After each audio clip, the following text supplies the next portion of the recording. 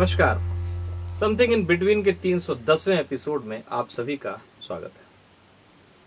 अपनी मौत के 86 साल बाद हिंदी साहित्य के सबसे चर्चित हस्ताक्षर प्रेमचंद निशाने पर हैं। निशाने पर आने का कारण करीब 100 साल पहले उनकी ओर से अपने दामाद को लिखा पत्र है। इस पत्र का जिक्र शिवरानी देवी की किताब प्रेमचंद घर में किया है। इस पत्र में प्रेमचंद ने अपनी बेटी कमला को स्कूली शिक्षा से दूर रखने पर अपना पक्ष रखा है। अपने दामाद को लिखे पत्र में प्रेमचंद ने लिखा है कि अपनी बेटी को स्कूली शिक्षा नहीं दिलाई क्योंकि वर्तमान शिक्षा पद्धति को वे स्त्रियों और अपने आदर्शों के लिए उपयुक्त नहीं मानते। पत्र की इन्हीं पंक्तियों का सहारा लेकर प्रेमचंद को स्त्री विरोधी घोषित करने का अभियान चल रहा है। खास तौर पर सोशल मीडिया में प्रेमचंद से जुड़े कई और पक्ष लिखे जा रहे हैं। मसलन उन्होंने अपनी बेटी की शादी में दहेज दिया था, वह गरीब नहीं थे, जैसे कि उनकी छवि बनाई गई है।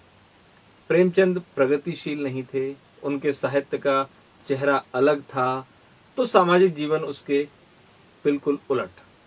मतलब प्रेमचंद के खिलाफ एक अभियान चल रहा है। अभियान के जरिए उनका चरित्र हनन कर उनके साहित्यिक योगदान को खारिज करने की साजिश नजर आ रही है। सवाल उठ रहे हैं कि साहित्य में प्रगतिशीलता अपनाने वाले प्रेमचंद ने अपने पुत्र को तो अंग्रेजी शिक्षा दिलाई, मगर अपनी बेटी को शिक्षा से भी दूर क्यों रखा? प्रेमचंद की अपनी बेटी कमला को न पढ़ाने के लिए दी गई दलील से मायूस हुआ जा सकता है, मगर क्या किसी ने आज से 100 साल पहले लिखे इस पत्र के विभिन्न कारणों की पड़ताल की है? क्या इस पर कोई अध्ययन हुआ है कि उन्होंने यह पत्र किस संदर्भ में लिखा है? हो सकता है कि यह उनकी मान्यता ना रही हो सकता है कि अपने होने वाले दामाद के सामने अपनी बेटी की उपयुक्तता साबित करने के लिए उन्होंने इसे एक दलील की तरह इस्तेमाल किया हो। वह इसलिए कि प्रेमचंद के लेखन में स्त्रियों के प्रति एक प्रगतिशील दृष्टि और संवेदनशीलता हमेशा दिखाई देती रही है। गोदान में प्रेमचंद की स्त्रियां पुरुष पात्र के मुकाबले अधिक सशक्त हैं। मुख्य पात्र होरी जब मुद्दा विशेष पर कशमकश में दिखता है तो उसी दौरान धनिया इन्हीं मुद्दों पर खुलकर बोलती है। प्रेमचंद की स्त्रियां पुरुषवादी समाज के सामने आसानी से कहीं झुकती नहीं दिखती। यहां तक कि जब ब्राह्मण मातादीन अछूत सिलिया के साथ शारीरिक संबंध बनाने के बाद उसे पत्नी के रूप में स्वीकार नहीं करता, तब सिलिया उसके मुंह में हड्डी रखकर उसके ब्राह्मण होने के दर्प को कुचल डालती है।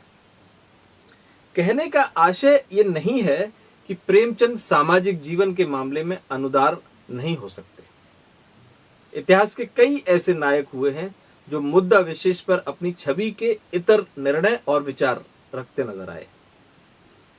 मसलन महान स्वतंत्रता सेनानी बाल गंगाधर तिलक ने सार्वजनिक रूप से स्त्री शिक्षा का विरोध किया था। उन्होंने कई बार खुलकर अंतरजातीय विवाह के विरोध में भी बिगुल बजाया था।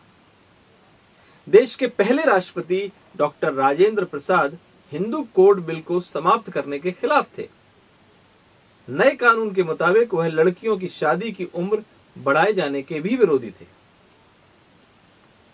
खुद महात्मा गांधी अपने शुरुआती दौर में वर्ण व्यवस्था के पक्षधर रहे थे।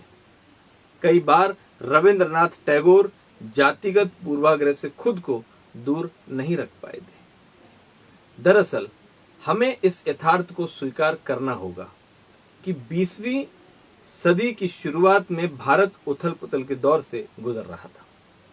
देश का मुखर धारा जो स्वतंत्रता आंदोलन में विभिन्न माध्यमों से बढ़ चढ़कर हिस्सा ले रही थी, उस धारा की सोच कई मामलों में प्रगतिशीलता से दूर दिखाई दे रही थी। मसलन इनमें से कई जातिगत जड़ता के साथ खड़े थे। स्त्रियों की स्थिति इनके एजेंडे में शामिल नहीं थी। हाँ, यह ठीक है कि इस सदी के शुरुआती दशकों में ही स्त्री वर्ग से आई कई हस्तियों ने अपनी अलग पहचान बनाई। तब महादेवी वर्मा लेखन कर रही थी। सरोजनी नायडू स्वतंत्रता आंदोलन का चर्चित चेहरा बन चुकी थी। कुछ और चेहरे थे जो सामाजिक मोर्चे पर अपनी लड़ाई शुरू कर चुके थे। कहने का आशय यह था कि ये वह दौर था जब देश की बौद्धिकता की मुख्य धारा कई मुद्दों पर उलझन में थी। उनका कोई स्पष्ट नजरिया नहीं था। मगर सवाल है कि क्या महज एक पत्र के आधार पर प्रेमचंद के योगदान को खारिज किया जा सकता है? मुश्किल यह है कि वर्तमान दौर में हम किसी शख्सियत पर समग्रता पर बात नहीं करना चाहते। हमें किसी शख्सियत के लिए अपने विचार बनाने के लिए बस एक लिखा हुआ टुकड़ा चाहिए। इस लिखे टुकड़े के आधार पर किसी भी शख्सियत का मूल्यांकन किया जा रहा है। मसलन इन्हीं टुकड़ों के आधार पर कभी अंबेडकर को हिंदूवादी, तो कभी मुसलमान विरोधी, तो कभी सवर्ण विरोधी बनाने की होड़ लगी रहती है। इन्हीं टुकड़ों के आधार पर पटेल और नेहरू और लोहिया को एक दूसरे का जानी दुश्मन ठहराने का प्रयास होता है। मुद्दा विशेष पर इन शख्सियतों के मतभेद को दुश्मनी के रूप में प्रचारित किया जाता है। पूर्णतः या समग्रता में विश्लेषण से चूंकि इनका एजेंडा पूरा नहीं होता, इसलिए ये लेखन, टिप्पणियों और बयानों के टुकड़े पर व्यक्तित्व और चरित्र निर्माण की कोशिश करते हैं। ये वही वर्ग है जो ये नहीं बताता कि अपने अंतिम समय से पूर्व सरदार वल्लभ भाई पटेल ने कांग्रेस के वरिष्ठ नेताओं को बुलाकर नेहरू को अकेला नहीं छोड़ने का वादा लिया था। यह वर्ग ये भी नहीं बताता कि ये वही डॉक्टर लोहिया थे जिन्होंने कहा था कि अगर मैं गंभीर रूप से बीमार पड़ा तो उसकी सबसे अच्छी सेवा नेहरू परिवार में ही होगी।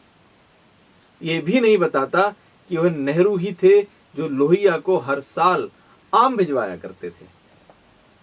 यह वर्ग ये भी नहीं बताता कि आपातकाल के खिलाफ, इंदिरा गांधी के खिलाफ सियासी जंग लड़ने वाले जेपी चुनाव के बाद उनके खर्चे पानी के लिए बेहद चिंतित थे।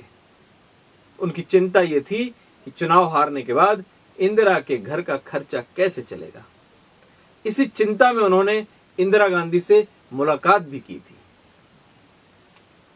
बहरहाल प्रेमचंद पर किसी निर्णय पर पहुंचने से पहले हमें तात्कालिक स्थितियों का ध्यान रखना होगा। हमें समझना होगा कि अंग्रेजों से लड़ाई के दौर में भारत कई तरह की सांस्कृतिक गुलामियों से भी लड़ रहा था। यह वह दौर था जब जाति का यथार्थ बेहद मजबूत था। स्त्रियों को घर की चार दीवारी तक सीमित रखना हमारी मजबूत परंपराओं में शामिल था। इसलिए इन दोनों मामलों में हमारे कई बौद्धिक मजबूत लड़ाई नहीं लड़ पाए। हम इस विडंबना और उसके कारणों को हमें इस विडंबना और उसके कारणों को समझना ही होगा। हमें समझना होगा कि महज एक पत्र और कुछ प्रसंगों के आधार पर प्रेमचंद जैसे लेखक के पूरे साहित्य को खारिज नहीं किया जा सकता। वह इसलिए कि हिंदी साहित्य को पहली बौद्धिक खुराक देने वाले इकलौते लेखक प्रेमचंद ही थे। वह प्रेमचंद ही हैं जो अपनी मृत्यु के 8 दशक से भी अधिक समय बीत जाने के बावजूद जनता के लेखक बने हुए हैं। मगर यह महज प्रेमचंद की जनप्रियता ही नहीं है कि प्रेमचंद बने। प्रेमचंद को प्रेमचंद उनके प्रगतिशील लेखन ने बनाया है। प्रेमचंद अपने राजनीतिक सांस्कृतिक दृष्टिकोण में अंततः बेहद प्रगतिशील और लगभग क्रांतिकारी रूप में मिलते हैं। खासकर अपने लेखों में तमाम जड़ताओं पर हमेशा कड़ा प्रहार करते दिखाई पड़ते हैं। उनके लेखन में अछूतों, स्त्रियों के पक्ष में, जमींदारी प्रथा के विरोध में लेखन की भरमार है। हास्यपद यह है कि प्रेमचंद को खारिज करने की साजिश रचने वाले वही लोग हैं जो प्रेमचंद के दिनों में प्रगतिशील मूल्यों के खिलाफ रहे, सांप्रदायिकता, जातिवाद का पोषण करते रहे, गांधी के खिलाफ रहे, तब की सामाजिक व्यवस्था के अनुरूप दहेज का लेन देन किया करते रहे। इन्हीं को अब प्रेमचंद में स्त्री विरोधी चरित्र नजर आ रहा है। इन्हें याद रखना चाहिए कि इन हथकंडों से प्रेमचंद को खारिज नहीं किया जा सकता। नमस्कार।